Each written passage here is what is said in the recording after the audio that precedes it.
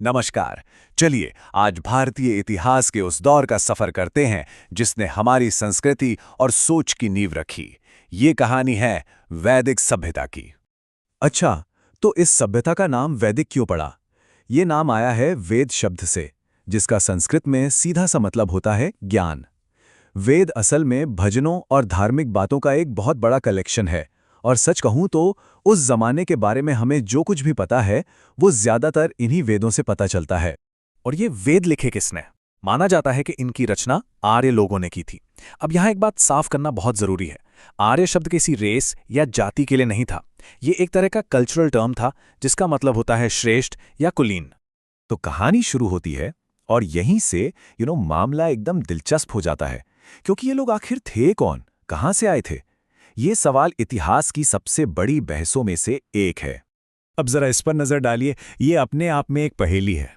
एक तरफ तो मैक्स मूलर जैसे स्कॉलर्स कहते हैं कि ये लोग सेंट्रल एशिया से आए थे, वहीं दूसरी तरफ बाल गंगाधर तिलक का दावा तो और भी बड़ा था कि ये लोग आर्कटिक यानी उत्तरी ध्रुव से आए थे। स्वामी दयानंद सरस्वती ने तिब्बत की ओर इशारा किया तो डॉक्टर अविनाश चंद्र दास ने कहा कि कहीं और देखने की जरूरत ही नहीं है, ये लोग भारत की ही सप्त सैंधव भूमि के थे। मतलब कोई एक जवाब नहीं है। इतने लंबे समय को आसानी से समझने के लिए इतिहासकार इसे मोटे तौर पर दो हिस्सों में बांटते हैं। पहला है ऋग्वेदिक काल, जो करीब 1500 बीसीई में शुरू हुआ, और दूसरा है उत्तर वैदिक काल, जो लगभग 1000 से 600 बीसीई तक चला। और इन दोनों के बीच में एक ऐसा मोड़ आया जिसने सब कुछ बदल कर रख दिया। तो चलिए पहले उस शुरुआती दौर में चलते हैं, ऋग्वेद की दुनिया में। ये वो दुनिया है जिसका जिक्र हमें सबसे पुराने वेद ऋग्वेद में मिलता है। तो कैसी थी ये दुनिया? जरा सोचिए। कोई बड़े बड़े शहर नहीं थे, बल्कि हरे भरे मैदान थे।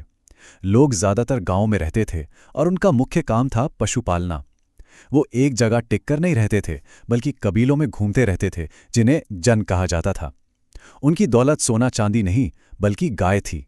मतलब जिसके पास जितनी ज्यादा गाय, वो उतना अमीर। और सारा लेन देन बार्टर सिस्टम से होता था। ये लोग सप्त सैंधव यानी 7 नदियों की धरती पर रहते थे, जहां सिंधु नदी का जिक्र सबसे ज्यादा है और सरस्वती नदी को सबसे पवित्र माना जाता था। अब बात करते हैं उनके देवी देवताओं की, और ये बहुत इंटरेस्टिंग है। सबसे बड़े देवता थे इंद्र, जो युद्ध और बारिश के देवता थे। उनके लिए ऋग्वेद में 250 भजन लिखे गए हैं। उनके बाद नंबर आता था अग्निदेव का, जो आग के देवता थे। उनका रोल बहुत खास था। वो इंसानों और देवताओं के बीच मैसेंजर का काम करते थे। यज्ञ की आग के जरिए संदेशों को स्वर्ग तक पहुंचाते थे। ऋग्वेद में इंद्र के लिए एक शब्द इस्तेमाल हुआ है, पुरंदर। इसका मतलब है किलों को तोड़ने वाला। सोचिए, सिर्फ एक शब्द, और ये उस दौर के समाज के बारे में कितना कुछ बता देता है ना, कि वो एक लड़ाकू कबीलाई समाज था। लेकिन फिर कहानी में एक जबरदस्त ट्विस्ट आता है। एक ऐसी खोज होती है जो इस पूरी सभ्यता की दिशा ही बदल देती है। वो एक धातु थी जिसने सच में सब कुछ बदल दिया। करीब 1000 ईसा पूर्व भारत में लोहे का दौर शुरू हुआ। ग्रंथों में इसे कृष्ण अयस यानी काला धातु कहा गया है। अब इसे सिर्फ एक नया मेटल मत समझिए, ये एक क्रांति थी, एक गेम चेंजर।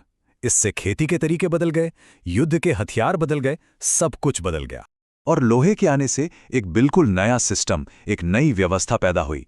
ये था उत्तर वैदिक काल, जहां समाज और राजनीति का पूरा ढांचा ही पलट गया। चलिए इस बदलाव को आमने सामने रखकर देखते हैं, क्योंकि ये वाकई चौंकाने वाला है। ऋग्वेदिक काल का जो फ्लेक्सिबल समाज था, वो अब एक बहुत ही कठोर जन्म पर आधारित वर्ण व्यवस्था में बंध गया। राजनीति में कबीले का जो मुखिया राजन होता था, वो अब बड़े बड़े राज्यों का सम्राट बन गया। इकोनॉमी भी पशुपालन से हटकर खेती पर टिक गई, जिससे लोग एक जगह बसने लगे और बड़े बड़े राज्य बनने लगे। और शायद सबसे दुखद बदलाव जो आया, वो था महिलाओं की स्थिति में। पहले जहां उन्हें सम्मान मिलता था, वो सभाओं में हिस्सा लेती थीं, अब उन्हें धीरे धीरे इन सब चीजों से दूर कर दिया गया। ये बदलाव कितना गहरा था, इसका अंदाजा ऐतरेय ब्राह्मण की इस एक लाइन से लगाया जा सकता है, जिसमें लिखा है, पुत्री चिंता का कारण है। ये उस दौर से कितना अलग है जहां घोषा और लोपामुद्रा जैसी महिलाएं वेदों के मंत्र लिख रही थीं, और उन्हें ऋषि का दर्जा दिया जाता था। अब जब समाज में इतना स्ट्रक्चर आ रहा था, तो जिंदगी को भी एक स्ट्रक्चर देने की कोशिश की गई। यहीं से 4 आश्रमों का आइडिया आया। ये माना गया कि एक 100 साल की आदर्श जिंदगी को 4 हिस्सों में बांटना चाहिए। पहले ब्रह्मचर्य यानी स्टूडेंट लाइफ, फिर गृहस्थ यानी फैमिली लाइफ, उसके बाद वानप्रस्थ और आखिर में सन्यास। लेकिन समाज बदलने के साथ साथ विचारों की दुनिया में भी एक बहुत बड़ी क्रांति हो रही थी।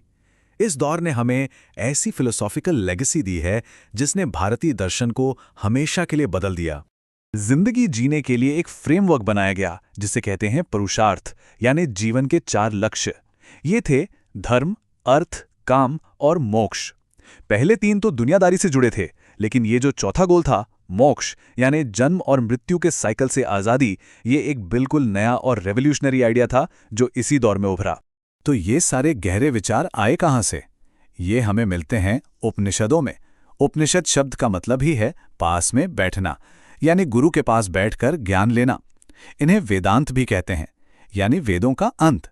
ऐसा इसलिए क्योंकि ये वेदों के आखिर में आते हैं और साथ ही ये बाहरी कर्मकांडों से ध्यान हटाकर अंदर के सवालों पर फोकस करते हैं, जैसे आत्मा क्या है, सच क्या है।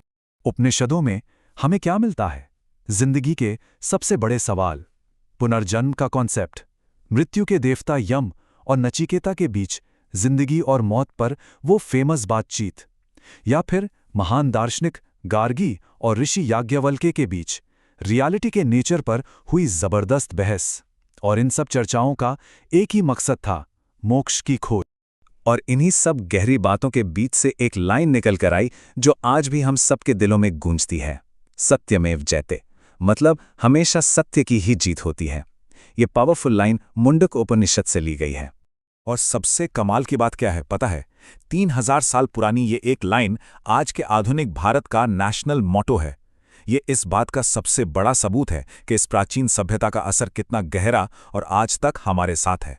तो आखिर में ये सवाल तो बनता ही है कि कर्तव्य, सत्य और मुक्ति के ये 3000 साल पुराने विचार आज की दुनिया को, हमारे समाज को और शायद हमारी अपनी जिंदगी को किस तरह से प्रभावित करते हैं। सोचने वाली बात है ना?